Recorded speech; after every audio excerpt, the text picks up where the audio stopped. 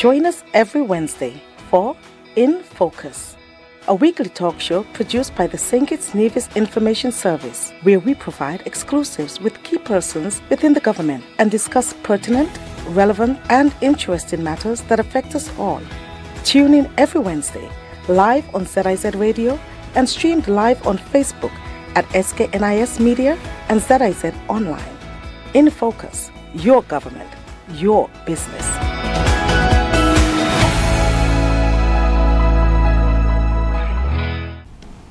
I'm Ian Richards, welcoming you to InFocus, a weekly program where we take a closer look at what's happening within and across the government of St. Kitts and Nevis, your government. The St. Kitts-Nevis Defence Force is a critical tool in the national security infrastructure in the Twin Island Federation of St. Kitts and Nevis, as the rank and file of the Defence Force defends life and property from all external and internal unlawful aggression by land, sea, and air. Today, we'll take a closer look at the military agency and discuss how the men and women are achieving their mandate to contribute to the development of the national agenda while adapting to the evolving complexities of foreign and domestic threats. My guests today are Major Kayode Sutton, Acting Commander of the St. Kitts-Nevis Defence Force, Captain Jason Maloney, Officer Commanding Alpha Company, and Lieutenant Lenn Daniel, Officer Commanding of the Coast Guard Unit. Stay with us for InFocus, your government, your business.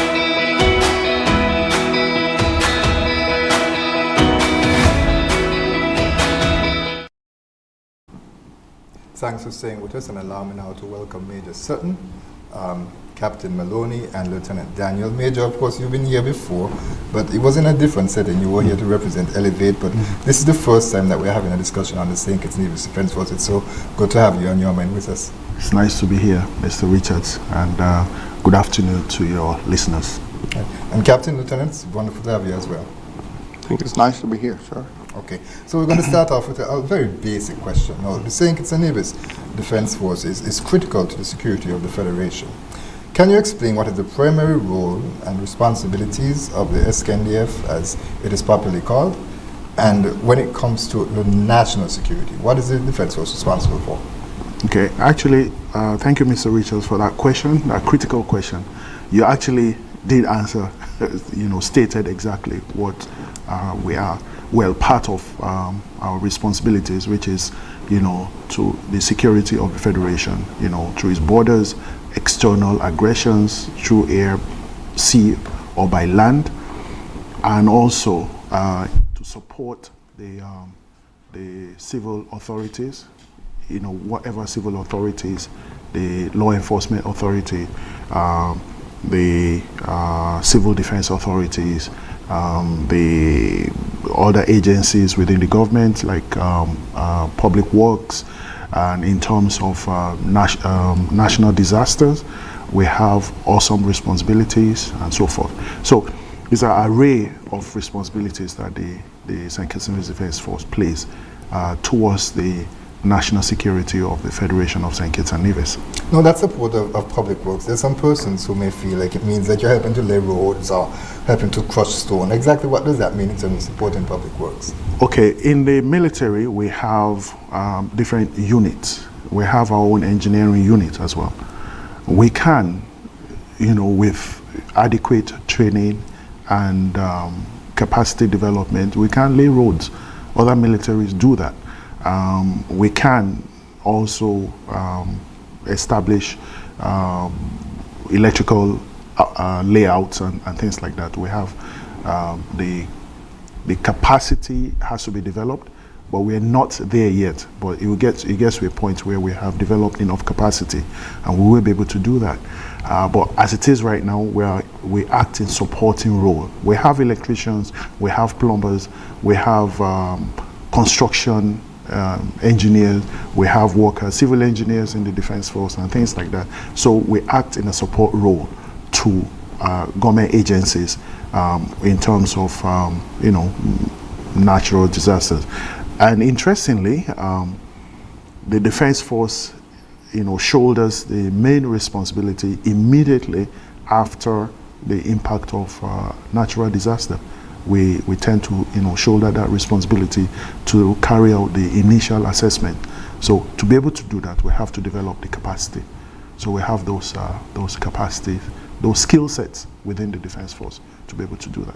Okay, so the defense force is essentially made up of two different units, and we have the persons here who actually would lead those units, of course under your supervision, and that would be the Coast Guard unit and also the infantry unit. Now, talk to us a bit about the differences between the Coast Guard and the Alpha Company, as it's called, which would be infantry. Okay, you want me to start the conversations and then they pass it on to them? Okay, I also want to quickly state that the Defense Force has more units than just the Coast Guard and Alpha Company. The Alpha Company is the infantry side of the Defense Force. That is part of the regiment. And then the Coast Guard is more of the naval, the maritime side of the institution. Like I mentioned earlier, we have the engineering unit. We have the band. We're developing our agriculture unit, and we have the cadet corps and all that. Okay, but the names of the unit depict the different responsibilities that they bear. I will let the respective leaders of those units that are here talk about their responsibilities and what they do and all that. All right, because those two primary units are the ones of persons. Primary, right? yes. So Captain Maloney, let's start with you. Captain Maloney, I'm actually responsible for the infantry. The infantry, in short, is basically the land forces.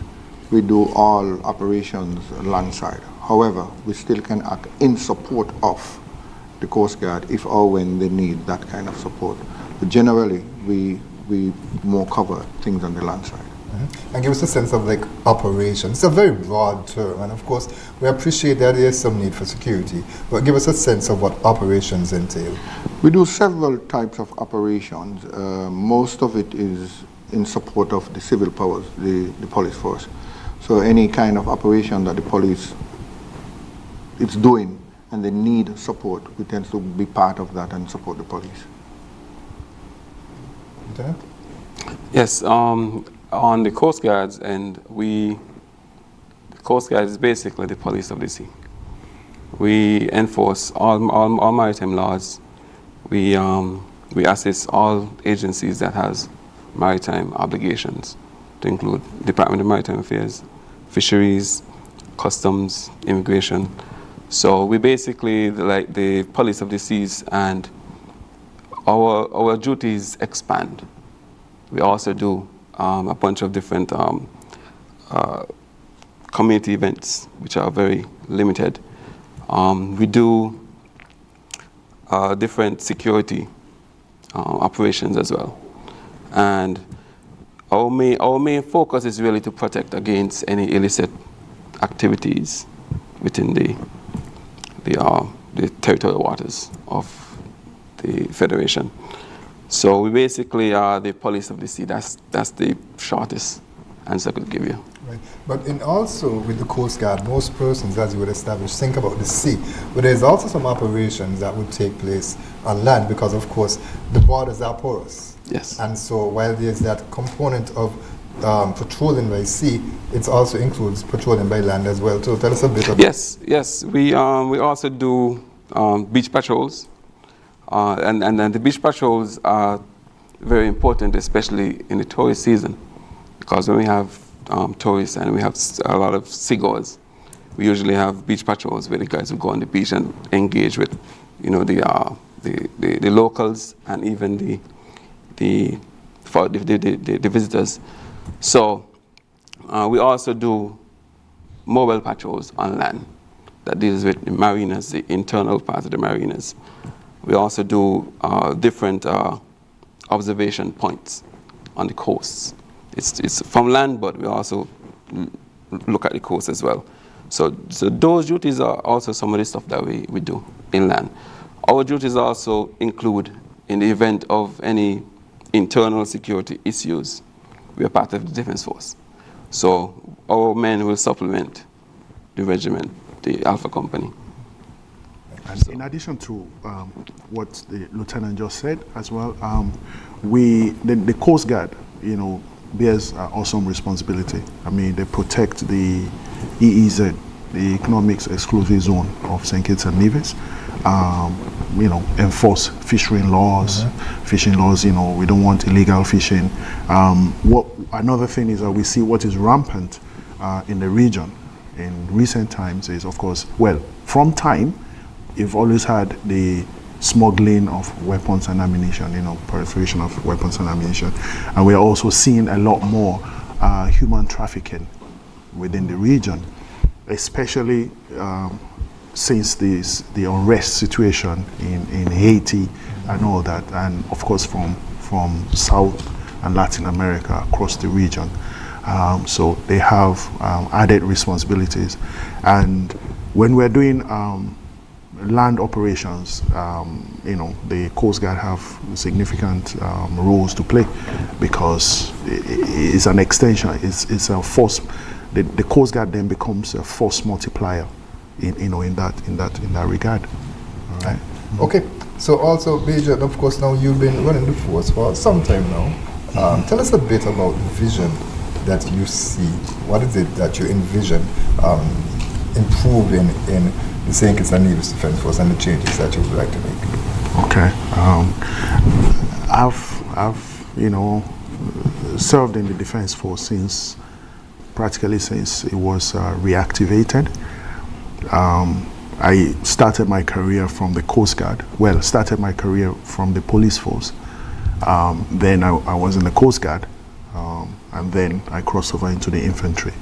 So I have a good institutional knowledge of the institution, and having this awesome responsibility, you know, to command the force and lead the force.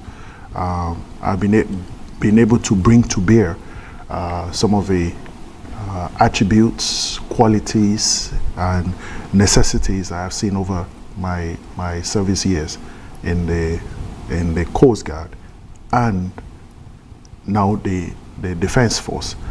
And my vision is centered around just three main themes: professionalization, modernization, and then growth.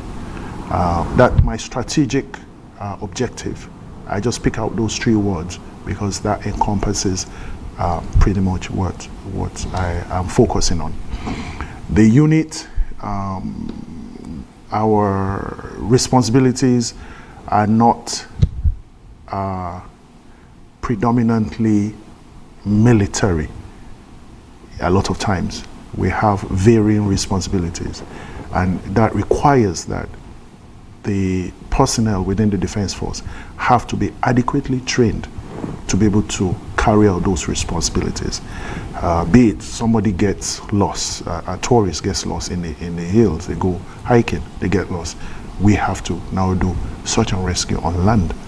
Soldiers they don't train for search and rescue, where we train to fight. But now you have to now learn the skills of how do you conduct search and rescue. Now, the Coast Guard does that, search and rescue, on the seas. So the pattern, we can, you know, adopt the same pattern or formulate, and there are, you know, established patterns and so. So you get persons trained in that. They say. So basically what I'm trying to say is that, you know, in the professionalization, modernization, and growth, if you professionalize the force, you modernize it with the times, the force is obviously going to grow. Obviously we need to grow. because like I said, our responsibilities are becoming enormous and they are evolving every day. We're seeing the dynamics in the crime network that we have to deal with. So we're professionalizing, we're training personnel to ensure that they have the required skill sets, and then also equipping the force with the necessary modern tools. You have the acquisition we have in process, and in support, duly supported by the Minister of National Security, that's the Honorable Prime Minister, Dr. Terence Joe. He's supporting us in acquiring the critical assets that we need to be able to carry out our duties effectively and efficiently. And with that, we're going to obviously see growth, and also taking into consideration that our responsibility does not just lie within the borders of St. Kitts and Nevis alone, because we have regional responsibilities to the regional security system, and also further afield within the hemisphere. That will help us be able to improve the interoperability within the region and all the other security agencies within the region that we have alliance with, and help to project our output significantly. Right. Captain, Lieutenant, talk to us a bit about some of the changes now that has been made in terms of the major outline in their vision. Now, of course, it's a military organization, which means there's discipline, there's structure. But of course, you have to be able to develop strategies and communicate them appropriately to the men. So talk to us a bit about the impact of the changes that you've seen and how that has been received by the men and women of the force. The changes that we're seeing now, they are slow coming, really. However, they have some impact which are positive on the force in terms of the way things are being done now, in terms of we now trying to get gears, protection, equipment, etc., etc. That acts as a moral booster, really. They have not reached us yet, but at least they have knowledge that this is what they're trying to achieve, which kind of adds to them being upbeat, per se. Yes. For the unit, as Captain Maloney said, the changes have been slow, but they're welcomed.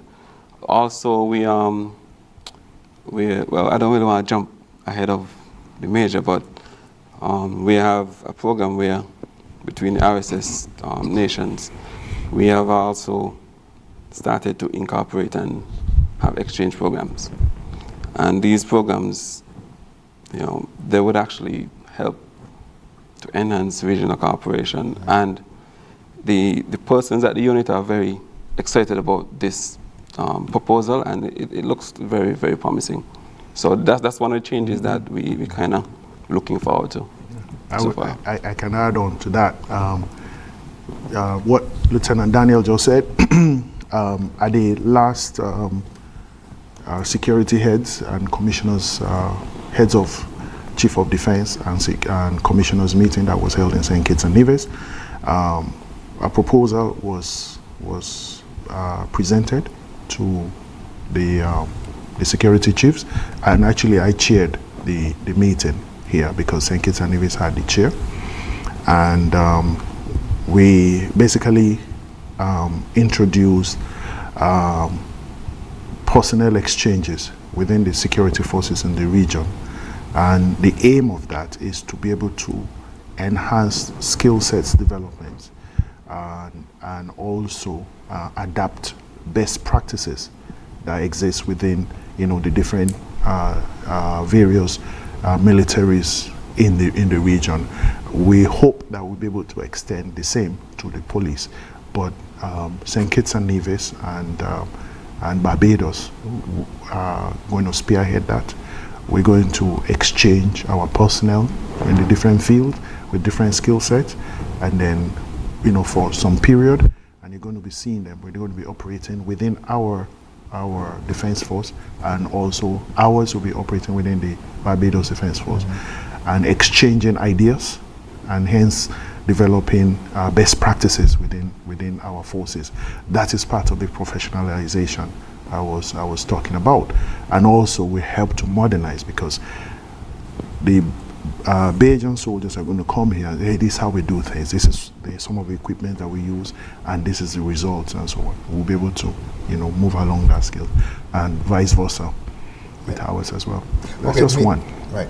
So, Major, of course, most persons are aware of the cooperation, the very close collaboration that exists between the Royal St. Christopher Nevis Police Force and the St. Kitts-Nevis Defence Force. But something that I think goes unoverseen, overlooked, really would be a collaboration with His Majesty's Prison. Now, of course, it's important that persons who are incarcerated there, that they must have a second chance, a third chance, as much as possible, to have to reform their lives, to be rehabilitated. And I understand that the Defence Force plays an important part in the rehabilitation aspect of that. Quickly, if you can, just talk to us a bit about how the Defence Force is supporting that. Okay, thank you very much for that question. Like you rightly said, we collaborate a lot with the Royal St. Christopher Nevis Police Force. We are mandated by law to do that. And we are also mandated by law to collaborate with other agencies, and one being the prison. Obviously, the prison does not have enough manpower to carry out, every responsibility and duties that they have. So they reach out to us and we assist them. Because they're also part of the Ministry of National Security as well. So a safe prison, a well-managed prison, has some effect, a ripple effect on the state of national security. Okay, so now the Defence Force has been collaborating with the prison.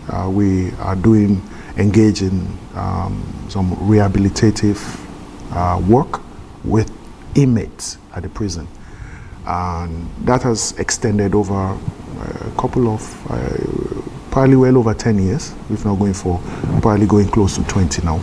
We've had inmates come through the prison and then they come up to the camp, and we have a motor pool, we have other units that they can get training in, and then they become proficient in those skill sets. Like we have prisoners that came to the military who didn't know how to hold a screwdriver, and now they are able to break down vehicle engines and transmissions and rebuild them. They are welders, well-qualified welders within His Majesty's Prison that learn welding at Camp Springfield. There are people that work in the farms as well, in our gardens, assist construction. If you notice, we have a number of buildings that have been erected at Camp Springfield and at the Coast Guard base as well. Most of those buildings were, erected by help from the prison and persons that have learned construction by coming to hang out. We have persons that are in prison that have those skills, and then they bring other persons who are interested, who are inmates, along, and they learn along the way. And a number of them have become highly qualified.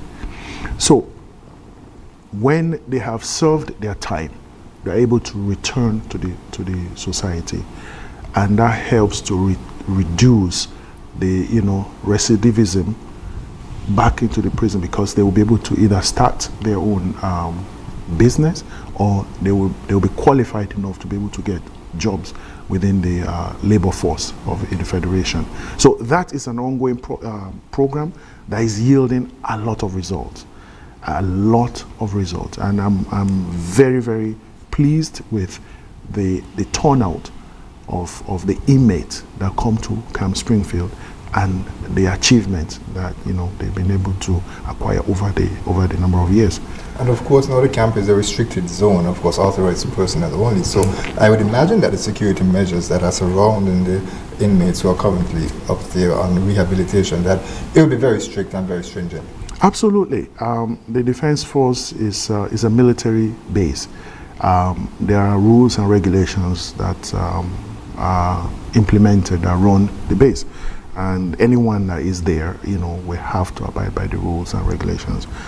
We have good collaboration with the prison. We take into consideration the prison rules and regulations, but we do not want to restrict the prisoners because of our stringent rules and regulations, because we want to provide them the opportunity to be able to get an opportunity to learn critical skill sets. So we bring them in. However, they are governed by the rules and regulations in the St. Kitts-Nevis Defence Force. They are supervised. They're not just left on their own to wander around. They have instructors that teach them how to weld. They have instructors that teach them the mechanic works and so on. You have electricians, you have plumbers, and so forth. So they're being properly supervised. Is contrary to the rubbish that people say on social media. We don't operate by social media, really.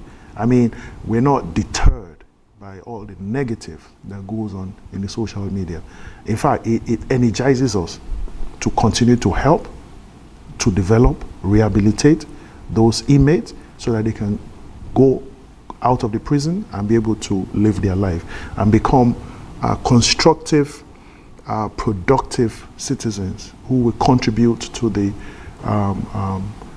development of the Federation.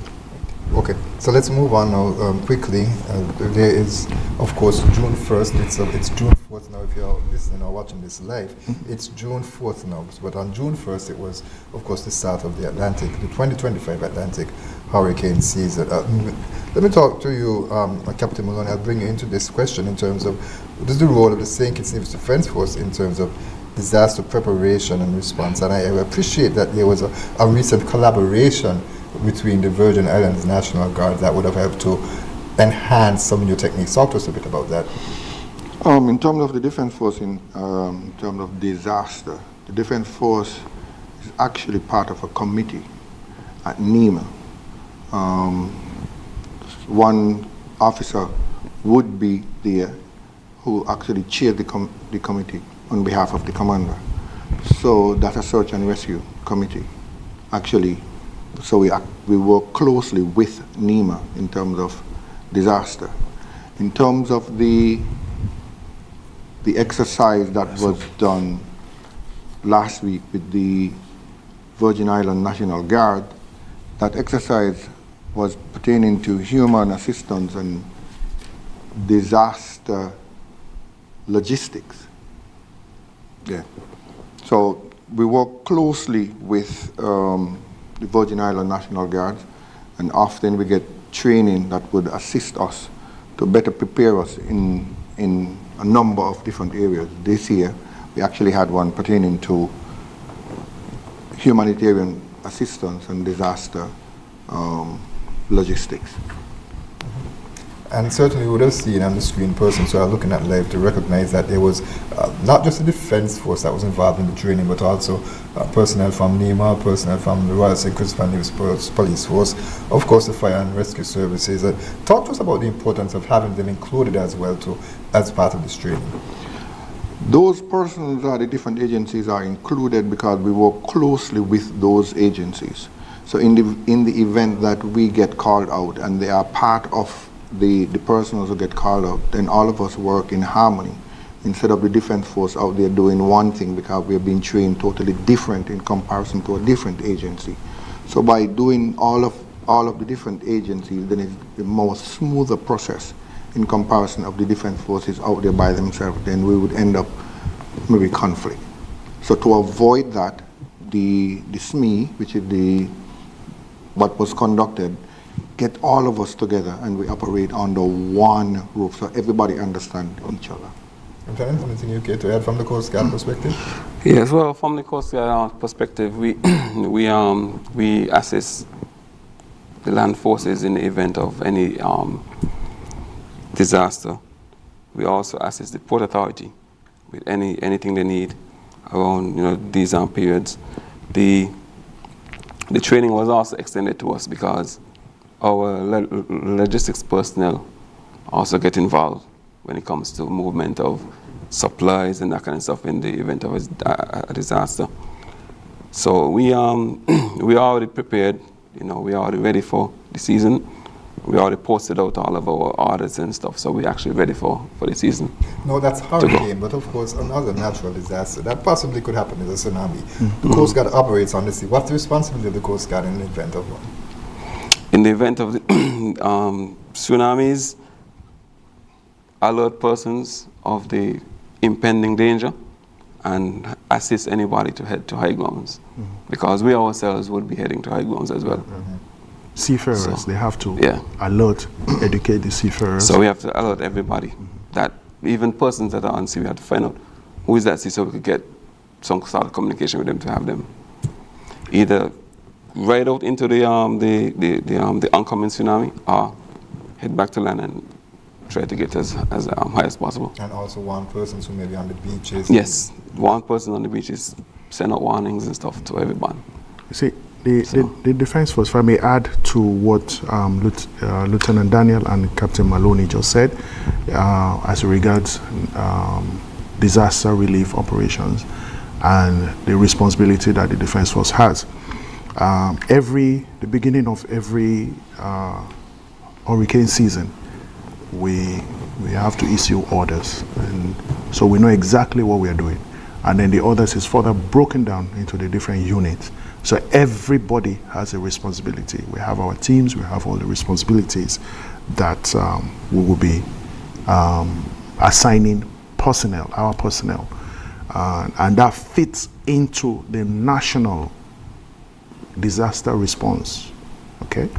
And the training that we're getting is all to enhance our capacities, national capacity building, and also enhance interoperability within the different agencies, so that it's well synchronized and coordinated. Okay, we're going to have to take our first break, Major. So we're going to take our break, and we're going to talk next about trade winds, of course, which is a symbol of the partnership that exists between St. Kitts and Nevis nations in the Caribbean, and of course the United States and some other partner agencies. But before we do that, we're going to take our first break, and during the break we'll actually see a bit of a video of some of what took place there in Trinidad and Tobago where it was held. So stay with us, viewers and listeners. We'll be right back with more In Focus.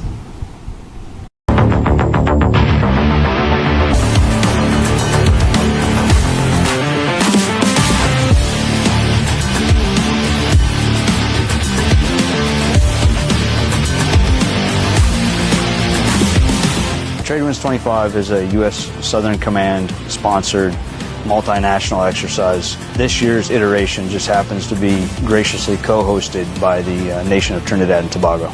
Trade Winds 25 serves to enhance and increase interoperability amongst all the various participating partner nations. The exercise would have been divided into multiple training tracks. So we have the land track, we have the maritime track, we have cyber track, we have humanitarian aid and disaster relief, and then we also have the special forces and the interagency track. I think not only did we meet the goals for Trade Winds 25, I think we exceeded them. The various partner nations did an exceptional job coming together, quickly forming teams and executing the training that was put in front of them. We all need each other, and at the end of the day, if and when something does occur, we all have to know each other, we have to be familiar with each other. We have to work together to ensure the safety and security of our citizens and our regions.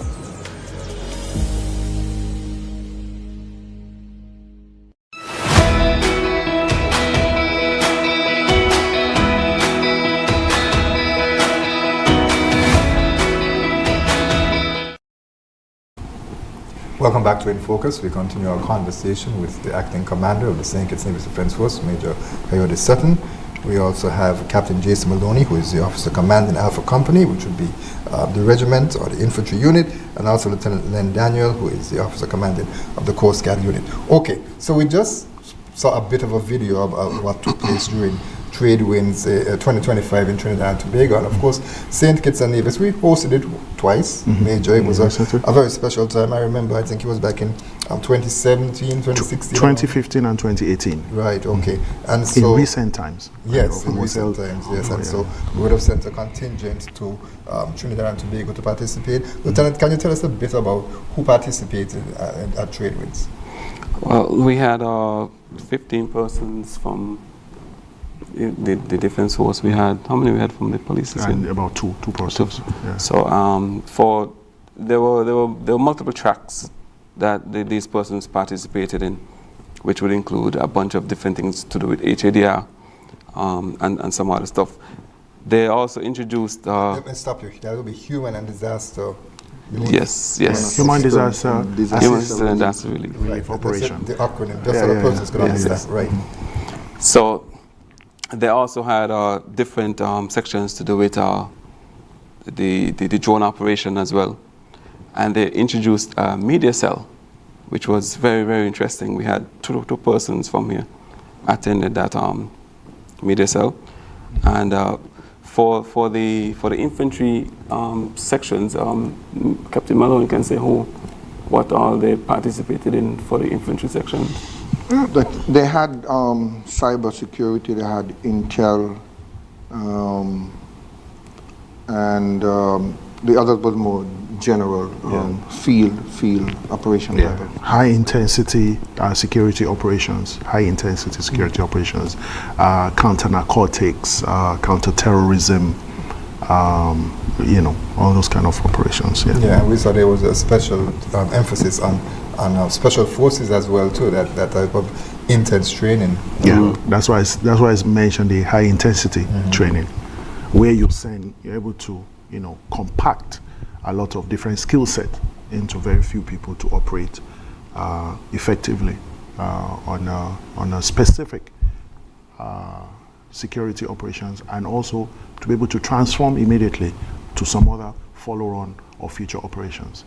And that also feeds into the regional partnerships, Major, that you mentioned earlier in terms of having the responsibilities within the regional security system, but also forming those key relationships with the United States, with Canada, with Mexico, with security forces from across different larger territories, which has more manpower, which has more skills and more resources that we can use. Yes. Yeah, that's so true. In fact, as we are speaking now, we have the His Majesty's Canadian ship, a naval ship that is visiting us.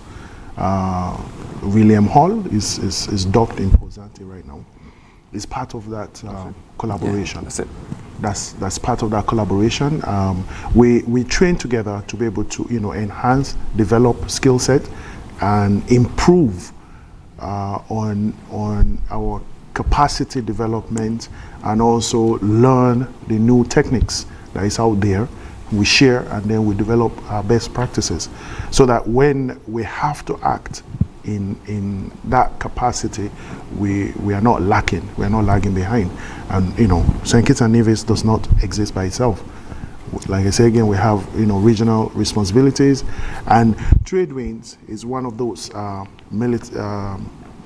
not strictly military, but one of those operations that brings together all the pieces and test the capacity within the region, and kind of fine tune it so that we have best practices. Right, and since you bring up the William Hall, there's a quote that really captures exactly what you were talking about, and I'll ask for you to come up on the screen now.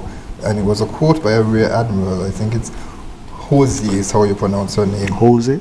Jose, Jose. Okay, Jose. Right, she's the Rear Admiral for some forces in. Randy, can we get the video, please? It's a quote.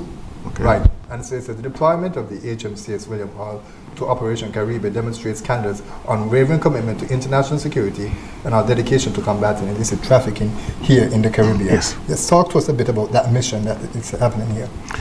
Well, we have the vessel visiting our port. There's a lot of collaboration, there's a lot of training, there's a lot of exchanges in operational capabilities, which I really cannot discuss, because of the nature of those operations. But the beauty, or the benefit rather, the benefit of the vessel, the Canadian Navy vessel visiting us, is basically to help us to enhance our capabilities, and also plugs into the regional network of countries collaborating England has Navy ships in the region. America have their Navy ships. They have Coast Guard, U.S. Coast Guard ships and U.S. Navy ships in the region. You have the Dutch also have vessels, navies in the region. The French also. So it's all part of the network, and we get all the port calls and the collaboration to sharpen, do exchanges, do relevant training to help to develop and enhance the skill sets within our different units. And Lieutenant Daniel, let me bring you now and ask you a bit about something that happened recently here in St. Kitts-Nevis, and I want to discuss really the procedures, not necessarily that incident per se. But of course, as we speak about human trafficking, and the Major would have spoke about the conflict in Haiti that is driving some persons to migrate, taking risks, unfortunately, with their lives to seek a better way of life. Now, of course, you would have seen a recent ship, and it turns out that ship came all the way from Africa. It actually drifted into our waters where, unfortunately, there were a number of, there were no survivors. There were bodies there. What is the procedure in terms of the Coast Guard in investigating those things? Because while we appreciate that they are bodies and we don't know, we have to be sensitive still and respectful of the dead, but we still don't know what would have caused the death. And so you have to be careful in terms of whether it may be some sort of a contagion. Of course, Ebola is something that is very critical, and something that could help to spread across St. Kitts-Nevis very easily because it's highly infectious. To talk to us a bit about the procedures that the Coast Guard takes when they're investigating such matters. Yes, so let me take it back. So for these incidents, we usually do an initial assessment where we would approach the vessel and we look and see the threat level, see what the condition is. If we have a visual of what's inside, then we can determine the level that we will approach it. If it's in this case where it's like what you mentioned, where there are dead bodies and stuff in it, then we will take extra precautions to actually approach this vessel. We will try our best. We actually try to keep some PPEs on board. So we try our best to protect our sailors. Again, that would be personal protective equipment. Yes. Right, okay. So we'll actually keep these stuff on board so we could protect our sailors, and they would actually approach the vessel, try to go as upwind as possible from whatever is blowing, try to secure a line to it, and tow it at a distance. As we get into to port, we'll contact health. We'll contact CID as well, police, and then we will secure the vessel off land until we actually get someone from health, and then they will come and look at the situation, and then we proceed from there.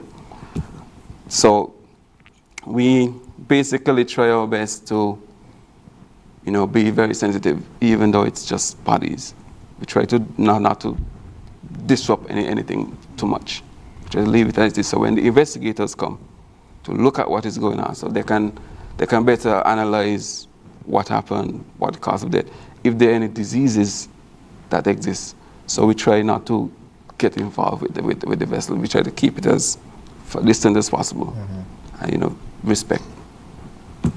Right. Yeah. Okay.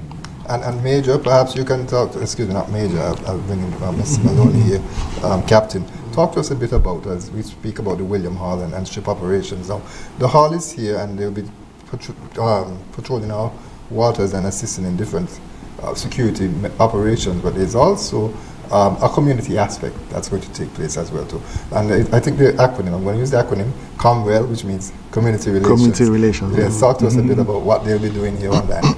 The Canadian vessel that is here, members from that vessel should be doing a community exercise in Connery to the community center. I think they should be doing some painting of the community center. That should commence from tomorrow until the 8th. So that is what they will be doing. So soldiers will be there also to assist with the exercise, community exercise. Major, can members of the community participate? Can they assist in any way? Absolutely. It's not a restricted operation. We are trying to uplift a community, give back to the community. We want to, paint and try to resuscitate whatever is not working within the community center, so that when we finish, the community center is well renovated. And if there are still pieces of work that needs to be completed after the sailors are gone, the Defense Force will take that responsibility and finish it off. But everywhere soldiers go, we try to give back to the community, and we encourage community members and anyone who wants to participate to come through and give a hand. And if someone has donations to make, whether it be paint or paint brushes, how can they do so? Yes, they can make the donations. Contact the Defense Force, or contact me, or come to the site and bring whatever they have. They can also bring fruits from their yard, so that the Canadian sailors that are coming here can taste some of the delicious fruits that we have in the Federation. We don't want to give them apple, because apple comes from Canada. We don't want to give them grapes. We give them mangoes, and other tropical fruits. So people, we welcome people to contribute in that manner. And if they want to also contribute their time to assist with the painting or plumbing or whatever it is, carpentry and all that, they'll be welcome. We welcome that. Okay. There are some key dates that the St. Kitts-Nevis Defense Force will be observing, and I would like to just run through them quickly, Major. Perhaps you can tell us a bit about them, and we can first start with the 10th of June, which takes place. Yeah, the 10th of June anniversary, which was the attack on the military installation, as we know it, is coming up next week, Tuesday. The Defense Force will be observing that the anniversary. We're going to have a church service on the Sunday before, and we will be having a route march through you want Bastille. to mention where the church service is? The church service is likely going to be at what's the name of the church on Central Street? No, this church on Central Street, opposite Brown Bakery. I think it's the Church of God. I think Church of God. Yeah, that's the church we are looking at. But that is still, the application is confirming that is still in process, because the different churches might have other activities going. But we want to keep the church in the heart of the communities that we duly serve. Okay, so that is going to be, we'll confirm that hopefully before the end of the day today. And then we're going to have a route march through Bastille. The route will not be outlined due to security reasons, but we will be through Bastille. And then we're going to have the surviving members or ex-members of the Defense Force who were present at Camp Springfield on that fateful day, June 10th, 1967, to come and lecture to the soldiers of the Defense Force today, and be able to interact with them and ask questions and so forth. So that is the activities, and then have light refreshment and give time off to soldiers to attend to their families and so on in the course of that day. Captain Maloney, can you speak to us a bit about the importance of having that commemoration held? The 10th of June 1967 to the Defense Force. Why is it important to commemorate that date? History is always important until we actually understand where you started, what happened, then we have no idea how best to proceed. So in my opinion, I think it's always best that we know our history, so that we could have better appreciate where we are today, what caused it, where we came from, etc., etc. Okay. And then later this year, Major, the St. Kitts-Nevis Defense Force will celebrate 28 years of its reactivation as a regular corps. Give us a bit of a background behind that. Okay. In the 80s, the Defense Force was established initially in 1896. And of course, the reason why the Defense Force was established was, of course, to keep the slaves in check. Because after the Buckley's riot uprising, before they could get the British Marines here, from history we remember that Bastille, most of Bastille was already burnt down. So that the Defense Force was established, a standing defense was established here. And of course, over the years, the Defense Force went through a number of changes. It metamorphosized from being the force to keep down black people, metamorphosized into the force that is protecting the same black people that it was initially established to keep down. So over the years, that has occurred. And of course, from history also, just like Captain Maloney mentioned, history is very important.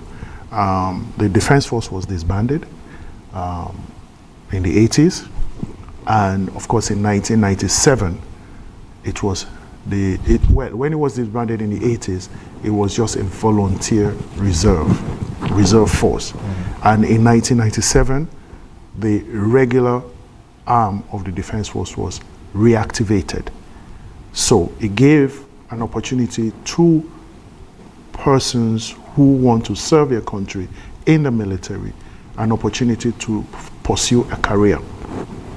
So in 1997 that happened, and the day when the act was passed in Parliament establishing the reactivation of the regular corps was the 8th of July 1997, and that is what we are going to be commemorating. A number of activities are planned for that day. We will publish them in very, very soon. There will be a whole series of activities. I don't want to outline them yet, but we'll have flyers out and we'll put out the information. And it will be activities that is going to involve the public as well. Public participation will be highly welcomed. Okay, so 28 years later, why is the St. Kitts-Nevis Defense Force relevant? And I should say not just relevant, but needed in St. Kitts and Nevis, which is, of course, is the smallest independent nation in the Western Hemisphere. I can start and let the Lieutenant Daniel and Captain Maloney also, make their contribution. We cannot overemphasize the importance of the St. Kitts-Nevis Defense Force, especially from its history, which I just outlined. It was established to keep down the black people, and now the same force is protecting the same black people. If not for anything else, for that same reason, that simple reason, the Defense Force should be highly honored, okay, through that transformation. But the contributions that the St. Kitts-Nevis Defense Force has been able to make towards the national security of the Federation of St. Kitts and Nevis is immeasurable. The police force, much bigger than the St. Kitts and Nevis Defense Force, cannot bear that responsibility alone. And because of the evolving nature of criminality worldwide, soldiers get the opportunity to train. They're trained differently, not to function within comfort zones in offices and so on. And it's obvious that criminals are not going to come to you. Well, some criminals will not come to you in a refined space, comfort space, and so on. They normally will try to exploit those avenues that are, outside of the scope of the general public. And the Defense Force soldiers are trained to counter such threats through that. They said, I want to give Lieutenant Daniel and Captain Maloney to also make their contribution. From the infantry perspective, the Defense Force is needed. As you have seen over the past years, we would have had some spike in criminal activities. And what we are doing now, over the past year, we have seen a significant difference in the amount of criminal activities, especially shooting. Now that we are here and we are looking at things totally different. So I think our contribution to national security, we have actually seen it with the drop, and I hope it continues in the kind of criminal activities, especially shooting, that we are actually experiencing today. Okay. Yes, as it relates to the relevance of the Defense Force, and in particular the St. Kitts Defense Force, Coast Guard, the country cannot necessarily function and have an international airport and have ports of entry without the Coast Guard. because we're essential to the protection of this lovely federation that we have. And that's our relevance. We have to be able to be there to protect our federation. And of course, patrolling the coastal waters will assist in detecting any sort of efforts to illegally import contraband, and that also includes weapons, of course. Yes. Persons would use to, as we say, to carry out these heinous crimes, isn't it? It's to shooting, murders, and other violent crimes. All right. So just quickly, gentlemen, we have about 4 minutes left. Talk to us a bit about recruitment. Major, if someone is interested in joining the ranks of the Defence Force, yes. How can they do so? We are presently recruiting, and thank you for that question. It's very timely, actually. We are recruiting at the moment. We want suitably qualified young people within the Federation between the ages of 18 and 35 to join the St. Kitts-Nevis Defence Force to serve the country and help to protect this beautiful country of ours. The process is come through. You have to be a national of St. Kitts and Nevis or a legal resident of the Federation from especially around the region.